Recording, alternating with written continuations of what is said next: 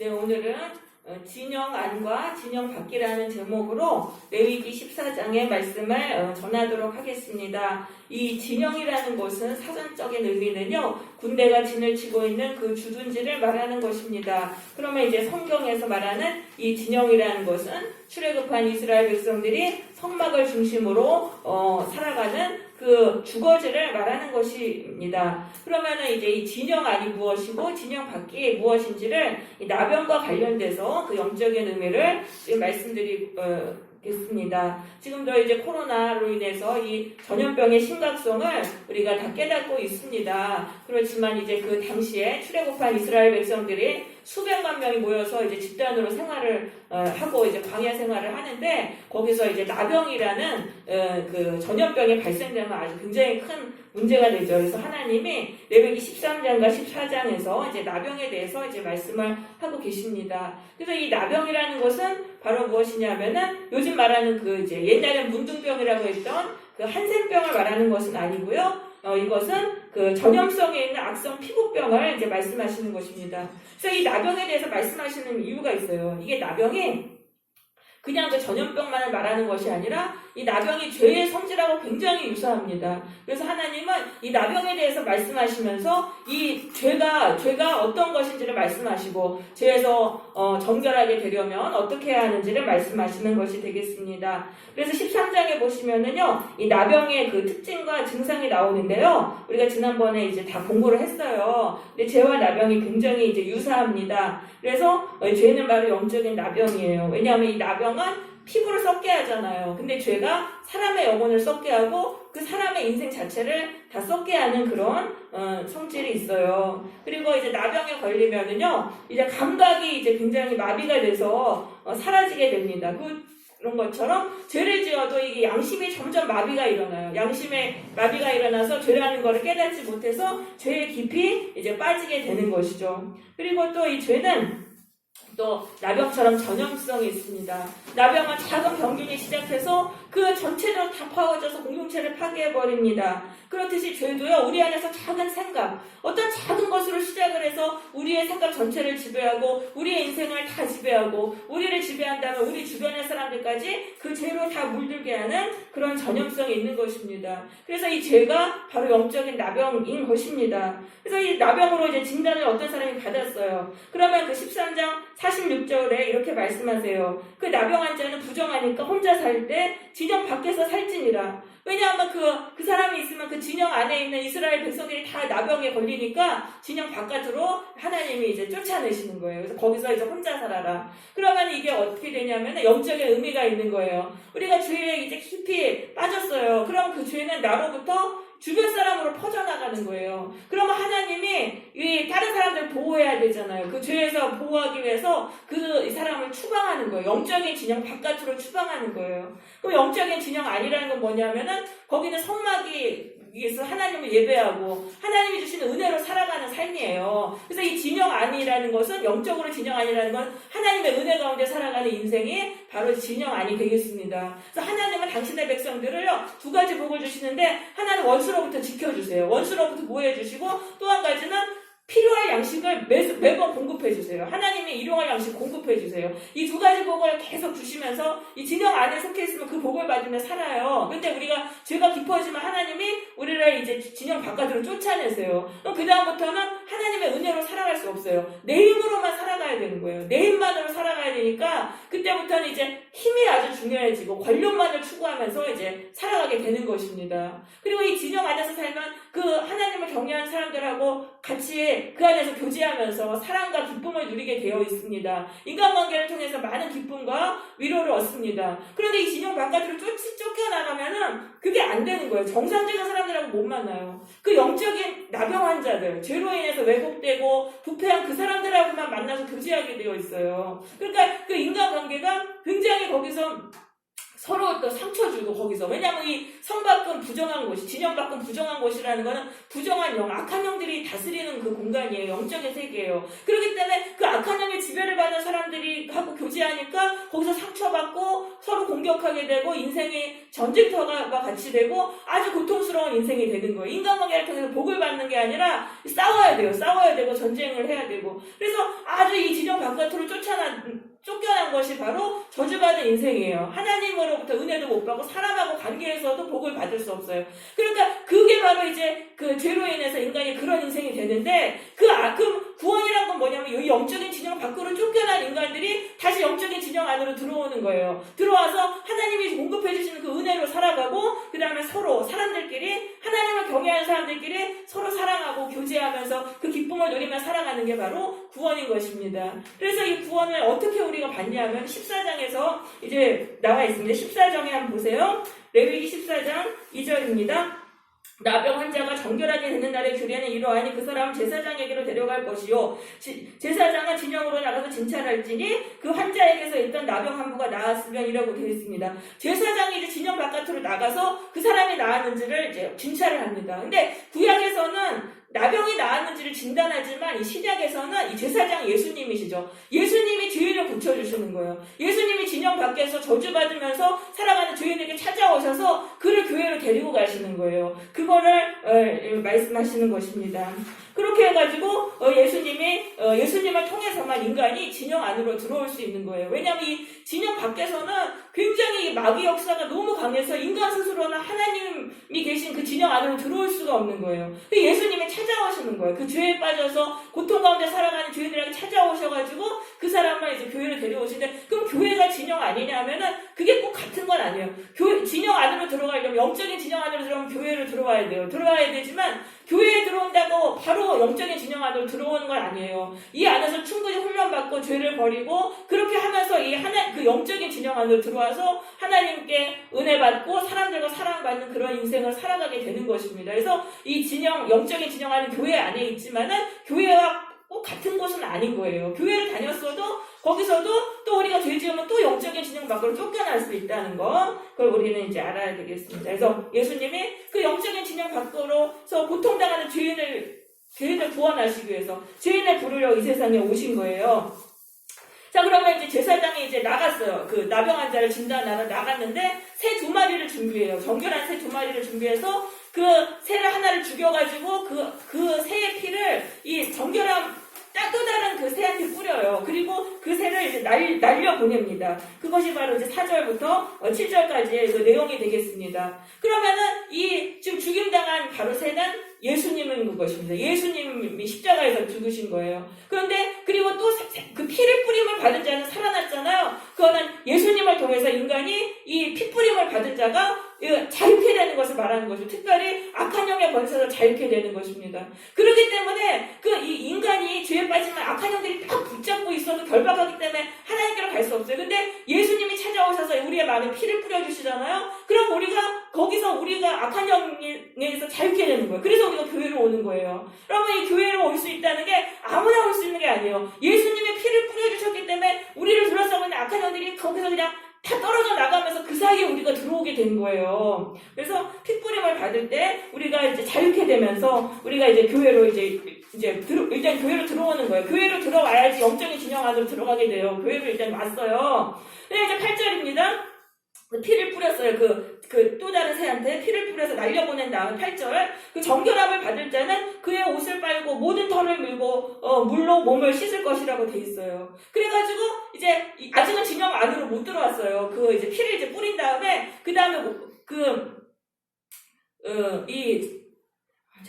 그리고 나서는 온몸에 이제 그 털을 다 밀어요. 이건 뭐냐면은 과거에 이 세상에서 지었던 모든 죄를 회개시키는 거예요. 죄를 회개해야 되는 거예요. 죄 때문에 쫓겨나기 때문에 죄를 회개해야지만 이 영적인 진영 안으로 들어올 수 있는 거예요. 그래서 막 이제 회개를 시킵니다. 그리고 나서 이제 진영 안으로 들어와요. 그래 이제 교회로 이제 들어오는 거죠. 교회로 이제 들어오지만은 자기 장막 밖에서 이래를 머물 것이요. 아직은 그 사람들하고 교제를 아직 못하게 하시는 거예요. 왜냐하면은 아직 교회를 들어왔지만 참된 성도들하고는 교제하지 못하게 돼 있어요. 왜냐하면 그들에게 또 죄를 전염시키기 때문에 일단은 사람들하고 교제를 끊게 하세요. 교회를 일단 오면 성령님이 일단 우리 죄부터 회개하게 하시는 거예요. 근데 하나님 앞에서 회개해야 될 거 다 고백하고 죄를 다 버리도록 하시는 거예요. 그래서 우리가 불신자를 교회에 처음 데려왔을 때 사람들과 교제 속으로 넣으면 안 되고 그 사람이 외롭더라도 하나님 앞에서 자신의 죄를 다 고백하고 회개하고 그걸 버리도록 그렇게 해야 되는 것입니다. 자, 그렇게 한 다음에 9절에 보시면 일곱째 날에 또 그 사람의 털을 밀고 머리털과 수염과 눈썹을 다 밀어요. 그리고 그의 옷을 빨고 몸을 물에 씻을 것이다. 이거 또 회개시키는 거예요. 또 회개했지만은 또 회개시키는 거예요. 지금 과거의 죄, 현재의 죄, 죄라는 죄는 다 회개를 시키는 거예요. 그래서 이제 깨끗하게 한든 다음에 그 다음에 이제 여덟째 날에 이제 두 번째 또 정결 의식을 해가지고 이 장막 안으로 들어오게 되는 것입니다. 그래서 이제 여덟째 날에 10절을 이제 보시면은 수령 2마리로 속건 제사를 드려요. 이 속건 제사를 드려요. 그럼 이 속건 제사는 왜냐하면 피해 보상이에요. 이 나병 환자가 진영 밖에 살면서 하나님께 예배도 못 드리고 헌금도 못 드리고 이랬잖아요. 하나님 뜻대로 못 살았잖아요. 그것에 대한 피해 보상을 해야 되는 거예요. 그래서 속건 제사를 드리는 거예요. 그럼 이 속건 제사를 드린다는 건 뭐냐면은 예수님의 십자가가 나의 죄를 거기서 갚기 위해서 돌아가셨음을 믿는 게 바로 속건 제사를 드리는 거죠. 예수님이 우리를 위해 피해 보상을 십자가에서 하셨단 말이에요. 우리가 하나님도 모르고 이 세상 따르면서 죄인으로 살면서 하나님의 뜻대로 못 산 것에 대한 피해 보상을 예수님이 다 하셨습니다. 내가 그것을 믿고 고백하는 것이 바로 속건 제사를 드리는 거예요. 그러면은 이제 제사장이 이제 속건 제사 수장을 이제 죽여가지고 그 정결함을 받을 자의 그 오른쪽 이 귀에다가 피를 발라요. 그 속건 제사 그 수장의 피를 바르고 이 오른쪽 손가락에 피를 바르고 오른쪽 엄지 발가락에 피를 발라요. 그 이건 뭐냐면은요, 예수님이 나의 죄를 위해서 돌아가셨습니다라는 걸 믿을 때 우리가 그때 우리의 귀에 피가 발려가지고 그때 하나님의 말씀이 들려지는 거예요. 우리의 귀가 열리는 거예요. 예수님의 보혈로 피가 이게 발라지면서 하나님의 말씀이 들리는 거예요. 그전에는 하나님의 말씀이 뭔지 몰라요. 근데 예수님의 십자가를 바라보면서 나를 위해 죽으셨음을 고백할 때 그때 우리의 귀에 보혈이 발라지면서 하나님의 말씀이 들리는 거예요. 그뿐만 아니라 들은 말씀에 순종하게 되는 거예요. 손과 발에 피가 발렸다는 거는 그 들은 말씀에 순종하는 그런 삶을 살아가게 되는 것입니다. 그것이 바로 예수님의 그 보혈의 능력인 것입니다. 그래서 무엇을 들리느냐가 중요한 거예요. 하와는요, 뱀의 말을 들어가서 타락했잖아요. 그런데 우리의 귀에 이제 예수님의 보혈이 이제 발려주면 우리가 하나님 말씀이 들리는 거예요. 그리고 그 말씀대로 이제 살아가게 되는 거죠. 그 다음에 이제 15절입니다. 피를 발랐어요. 속건제사의 그 피를 이제 발랐어요. 그 다음에 제사장은 그 피를 바른 곳에다 또 기름을 발라요. 여기에 오른쪽, 여기 귀하고, 여기 오른쪽 엄지손가락, 오른쪽 엄지 발가락에다가 또 이렇게 이제 거기다가는 이제 기름을 발라요. 그게 15절에서 17절입니다. 그 이 기름은 바로 성령을 의미하는 것입니다. 그래서 우리가 예수님의 피로 이렇게 깨끗하게 씻김 받잖아요. 그 다음에 성령이 우리 가운데 부어지는 거예요. 깨끗하게 되기 때문에 성령이 부어지는 거예요. 성령은요, 거룩한 양이기 때문에 더러우면은 받을 수가 없어요. 근데 보혈로 자꾸 씻어내면 깨끗하게 되니까 성령을 이제 부어주시는 거예요. 그럼 이게 성령을 받으면은 우리가 영적으로 아주 철통으로 무장하게 됩니다. 왜냐면 악한 영들이 우리가 이제 교회 안으로 들어와서 이제 영적인 진영 안으로 들어오려고 할 때 악한 영들이 우리가 이제 완전히 들어온 건 아니잖아요. 그때는 우리한테 또 달라붙어가지고 우리를 그 또 영적인 진영 바깥으로 빼내려고 엄청나게 공격을 하는 거예요. 그런데 우리가 보혈로 씻김받고 성령까지 받으면은 철통무장을 하는 거예요. 악한 영을 공격해 우리를 뚫을 수 없게 되는 거예요. 그래서 여러분, 우리가 교회에 다니면 내가 마귀가 공격하지 않겠지? 그게 아니에요. 마귀는 교회 다니는 사람을 공격하는 거예요. 왜냐하면 이 세상 밖은 다 마귀의 지배 가운데 있기 때문에 이 교회를 통해서 하나님이 계신 영적인 진영 안으로 들어오려는 사람들을 공격해서 거기서 또 빼내가려는 거예요. 그래서 예수님은 그 베드로 전서에 근신하라 깨어라 너희 대적 마귀가 우는 사자와 같이 두루 다니며 삼킬 자를 찾나니 세상에 있는 너희 형제들도 동일한 고난을 당하는 줄 알리라. 세상에는 너희 형제들이 예수 믿는 사람들을 공격을 한다는 거예요. 그래서 그걸 이기려면 우리가 성령을 받아야 된다는 거예요. 예수님의 피로 내 죄를 씻어내면서 거기에 성령까지 임하면 철통무장이 돼가지고 악한 영이 우리를 못 뚫는다는 거죠. 그래서 우리가 교회에 와가지고는 성령을 우리가 받아야 돼요. 성령 받으려면은 뜨겁게 기도해야 돼요. 남들 기도할 때 기도 안 하고 멀뚱멀뚱 쳐다보면서 기도 안 하면은 그 악한 영들이 그 사람에게로 들어가는 거예요. 왜냐하면 어떻게든 이 성도 안에서 약한 사람한테 뚫고 들어가거든요. 성령으로 이게 무장하지 않은 사람한테 뚫고 들어가는 거예요. 그래서 우리는 이제 뜨겁게 우리 기도를 해야 되는 것입니다. 자, 그 다음에 이제 19절에 보세요. 이제 18절까지는 그 이제 속건 제사를 드렸던 내용이고요. 19절에 보시면 제사장이 속죄제를 드려요. 그럼 이건 뭐냐면은 예수님의 보혈로 자꾸 죄를 회개하는 것이 바로 속죄제사입니다. 이 속건제사는 과거의 죄를 용서받은 거예요. 과거의 죄를 용서받았지만 현재 내가 짓고 있는 죄가 있어요. 그걸 예수님의 보혈로 계속적으로 회개하면서 씻어내야 되는 거예요. 안 그러면 이 죄가 쌓이면은 또다시 영적인 그 진영 바깥으로 쫓겨나는 거예요. 그래가지고 또 마귀의 밥으로 살아야 되는 거예요. 그러니까 계속적으로 우리는 회개를 해야 되는 거죠. 20절에 보시면은 또 제사장이 번제와 소제를 드려요. 그 다음에 이제 번제는 뭐냐면 헌신이에요. 하나님께 100% 헌신한 삶을 살아야 돼요. 그런데 속죄 받는 게 먼저인 거예요. 속죄 제사가 먼저고 그 다음에 번제예요. 그러니까 내가 죄를 깨끗하게 씻김받지 않은 상태에서 헌신하는 건 아무 소용이 없는 거예요. 먼저 내가 회개해서 죄에서 씻김받고 죄를 버린 상태로 하나님께 헌신해야 되는 거예요. 그 다음에 이제 소제를 드린다는 거는 감사의 예물을 드리는 삶이에요. 하나님의 나의 삶에 뭔가 은혜를 베푸셨으면 그걸 감사의 예물로 하나님께 드려야 되는 거예요. 그렇게 보답하는 삶이 바로 이제 소제의 삶이죠. 그래서 교회를 들어오면 이 네 가지 제사를 계속적으로 훈련받게 되어 있어요. 속건제, 속죄제, 번제, 소제 이런 삶을 교회를 통해서 계속 예배를 통해 가지고 이런 삶을 계속 습관하면서 이것들이 다 우리를 죄로부터 우리를 정결하게 하고 이렇게 하는 그런 것이 되는 것이죠. 그래서 이렇게 하면은 우리가 드디어 이제 그 장막 안으로 들어와서 하나님이 주시는 은혜를 받으며 살아갑니다. 하나님이 주시는 보호와 또 공급해 주시는 걸로 살아가면서 그 교회 안에 참된 성도들과 사랑의 교제, 믿음의 교제 그걸 통해서 기쁨을 누리면서 그 천국의 복을 누리면서 우리가 살아가는 거예요. 근데 그게 끝이 아니에요. 그렇게 영적인 진영 안으로 들어왔다 하더라도 또 뭔가 죄를 지었어요. 그리고 죄를 회개하지 않으면 거기서 또 쫓겨나는 거예요. 쫓겨나서 영적인 교회를 다니지만 영적인 진영 바깥으로 쫓겨나는 거예요. 그렇게 되면은 교회 와도 은혜를 받을 수가 없어요. 하나님이 멀게만 느껴지고 하나님이 내 기도 들으시는 것 같지 않고 교회에서 무슨 말씀을 들어도 그게 깨달아지지도 않아요. 그리고 교회 와서도 그 영적인 그 쫓겨난 나병 환자들하고만 교제하고 가고 아무런 선한 영향력을 받을 수가 없는 거죠. 그래서 우리는 그걸 경계해야 돼요. 그게 영적인 진영 안으로 우리는 들어가도록 우리는 이제 노력을 해야 되는 것이죠. 33절부터는 이제 집에 피는 곰팡이에 대한 정결법이에요. 14장 34절 보세요. 내가 내게 기업으로 주는 가나안 땅에 너희가 이를 때 너희 기업의 땅에서 어떤 집에 나병색점을 발생하거든. 가나안 땅에서 이제 집을 짓고 살잖아요. 거기서 곰팡이균이 발생했을 때 그것을 처리해야 되는 것을 말씀하고 계세요. 그럼 이건 뭐냐면 이 백성들이 아직은 광야 가운데 있잖아요. 가나안 땅에 들어가서 할 일이다. 이건 뭐냐면 우리가 지금은 이제 나의 죄와 싸워야 돼요. 영적인 진영 안으로 들어가기 위해서 나의 죄랑 이제 막 싸우면서 사는데 그러면 우리가 정말 천국 가나안의 그 영역으로 들어가게 돼 있는 거예요. 하나님이 주시는 놀라운 복을 받으면서 이제 내가 안에서 죄를 다 빼내면 그 복을 진짜 받으면서 살아요. 그럴 때 그 이후에 어떻게 해야 되냐면 우리 집이라는 건 환경이에요. 나를 둘러싼 인간관계라던가 뭐 직업 환경이라던가 도구들이라는 거 이런 거를 통해서 우리 가운데 또 죄가 들어올 수 있는데 그것을 처리하며 살아야 한다는 거죠. 내 안에서는 거의 죄를 회개했잖아요. 죄를 회개했지만은 이 환경을 통해서 우리가 또 그 죄의 지배 속으로 들어갈 수 있어요. 그러니까 그런 것들을 처리를 해야 된다는 거예요. 이 외부적인 것을 처리를 해야 된다.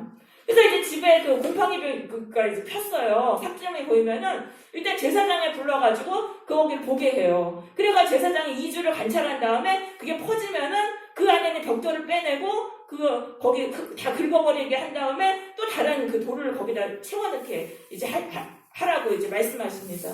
그럼 이건 뭐냐면은 우리가 이제 내가 천국에 정말 복을 받으면서 하나님의 백성으로 이제 복을 받으면서 사는데 뭔가 이상한 게 막 이렇게 주변 환경에서 일어나는 거예요. 근데 우리가 이제 죄를 버린 성도들은 굉장히 민감하니까 알거든요. 아, 이게 마귀가 틈탔구나. 그러니까 요 초반에 바로 잡으라는 거예요. 초반에 그 문제를 갖고 예수님께 기도하라는 거예요. 초반에 안 하면 나중에 이게 확 퍼져가지고 그때는 아주 힘들어져요. 그러니까 초반에 예수님께 가서 기도해야 하는데 2주간 기도하라고 그랬는데 이건 충분한 시간을 갖고 기도하라는 거예요. 꼭 2주라는 건 아니고 왜냐하면 이 죄의 문제는 신중하게 처리해야 되기 때문에 기도를 좀 오래 해보고 나서 예수님이 이제 죄다 그렇게 알려주시면 그 원인이 되는 걸 바로 잡아야 되는 거예요. 그래서 피해야 될 건 피하고 제거할 건 제거하고 해서 그 죄가 발생하지 않도록 그렇게 해야 되는 거예요. 그런 환경으로 이렇게 만들라는 그런 말씀이죠. 그래가지고 41절에 보시면은 색점에 있는 너를 빼내가지고 막 긁어버리라고 흙으로 다 그 집안에 있는 사방을 다 긁어가지고 그 긁은 흙을 형밖에 버려라. 그러니까 이 죄를 바로잡는 일은 굉장히 번거롭고 힘든 일이에요. 하지만 그걸 해야 되는 거예요. 왜냐하면 이 주변 환경을 통해서 또 죄가 나를 지배하고 그러다 보면 또 영적인 진영 바깥으로 우리가 쫓겨날 수 있기 때문에 이거를 힘들어도 우리는 해야 되는 거죠. 그렇게 해서 이제 새로 이제 보수를 다 했는데, 근데 또 색점이 퍼졌어요. 그러면은 또 제사장을 또 데려옵니다. 제사장이 보고 이게 또 이제 또 퍼지면은 그때는 집을 완전히 헐라고 말씀하세요. 그럼 이건 뭐냐면은 우리가 문제를 고쳤어요. 환경에서 어떤 인간관계라던가 어떤 뭐 직업이라던가 무슨 도구를 통해서 자꾸 죄가 들어온 그 부분을 고쳤는데 또 죄가 계속 발생을 하는 거예요. 몇 번 해도 이게 계속 반복이 되면은 그때는 그걸 완전히 허물라는 거예요. 그건 해도 안 된다는 거예요. 내가 내 안에서 책임은 없어요. 나는 이제 죄를 버렸잖아요. 근데 외부적인 죄로 인해서 이제 고통을 당하는데 고치려고 노력해도 이게 안 되면은 그걸 이제 완전히 그냥 폐쇄를 하라는 거예요. 왜냐하면 거기는 이미 어떻게 아무리 노력해도 그게 안 된다는 거죠. 그래서 이게 좀 단호함을 가지고 죄에 대해서 끊어낼 거는 끊어내라고 말씀하시는 거예요. 안 그러면 질질 끌려다니면서 그 환경에 끌려다니면서 그 환경의 종으로 살아가게 되거든요. 그래서 단호하게 끊을 거는 끊어내라라고 예수님은 이제 말씀하시는 거예요. 죄에 대해서 우리 끊어야 될 거는 끊어야 돼요. 그리고 이 손해도 또 감당해야 된다. 집을 허무는 거 굉장히 큰 손해죠. 하지만 내가 살려면은 죄의 지배 속으로 또 안 들어가려면은 그런 것도 손해를 봐도 우리가 그런 것들을 다 허물어야 된다. 그래서 성도는 어떻게 살아야 되냐면 일단은 내 안에서 내 죄를 씻어내는 거예요. 그러면 영적인 진영 안으로 들어와서 천국의 복을 받으며 살아가요. 그 다음부터는 주변에 있는 환경들에서 나타나는 그 죄들을 물리치면서 살아야 되는 거예요.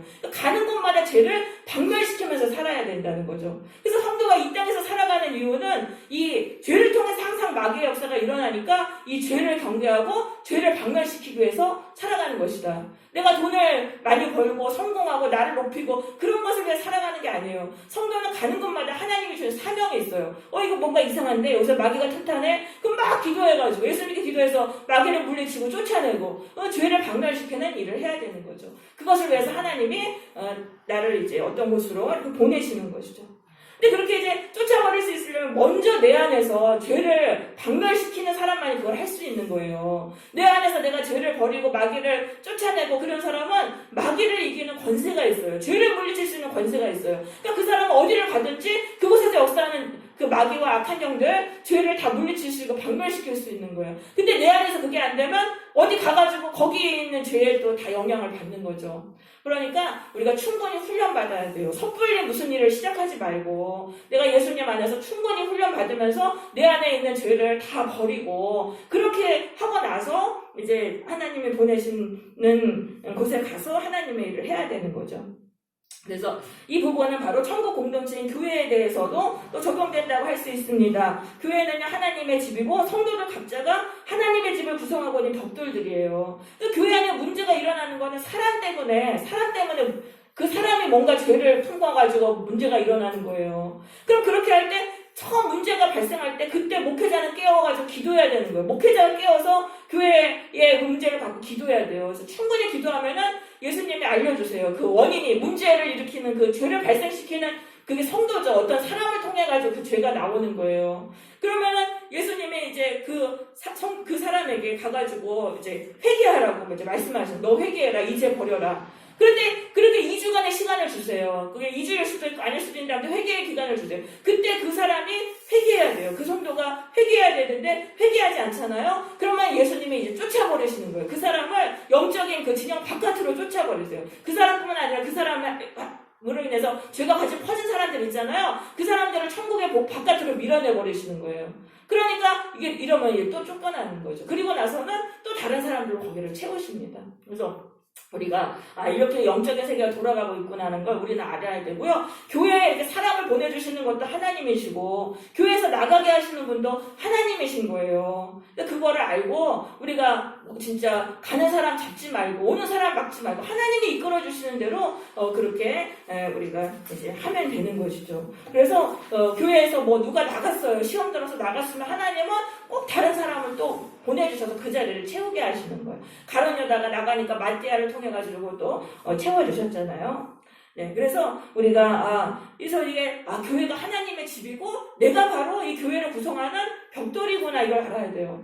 나로부터 내 한 사람이 굉장히 중요한 거예요. 내가 죄로 문들면 되면 내 주변 사람, 그 교회를 다 죄로 파괴하는 거예요. 근데 내가 거룩하고 깨끗하게 되면 나 때문에 교회가 살아나는 거예요. 그래서 우리가 이걸 알고 죄와 우리가 열심히 싸우고 내가 성령으로 좀 변화돼서 교회를 거룩하고로 전염시키는 그러한 역할을 감당해야 되는 것입니다.